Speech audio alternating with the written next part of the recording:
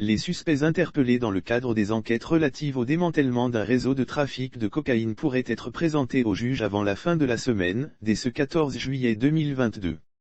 Selon Africa Intelligence qui livre l'information, le président Alassane Ouattara, le chef de l'exécutif ivoirien, a donné des instructions fermes en vue d'une accélération des procédures judiciaires entamées depuis plus d'un mois.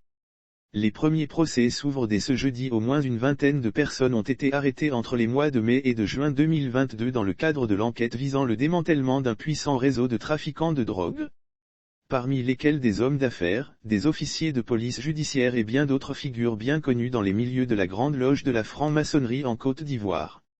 Les magistrats travaillent en étroite collaboration avec leurs collègues du pôle économique qui assure le suivi de l'enquête. Notre source indique que le ministre Sansan Kambilé s'est déjà mis à la tâche.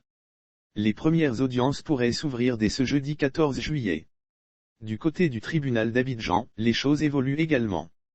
En première ligne, les magistrats travaillent en étroite collaboration avec leurs collègues du pôle économique qui assure le suivi de l'enquête. Lire aussi drogue saisie à Abidjan, une quinzaine de suspects déjà interpellés. Adou Richard monte au créneau. Pour rappel, c'est en mai 2022 que la police ivoirienne a annoncé la saisie d'une importante quantité de cocaïne, plus de 2 tonnes, dont la valeur marchande est estimée à plus de 41 milliards de francs CFA.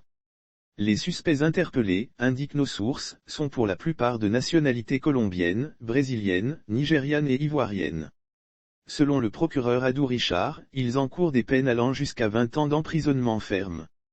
La drogue saisie respectivement dans les villes d'Abidjan et de San Pedro a été incinérée le 15 mai 2022 à Abidjan en présence des autorités judiciaires et sécuritaires. Les enquêtes visant le démantèlement de toute la chaîne de trafic se poursuivent.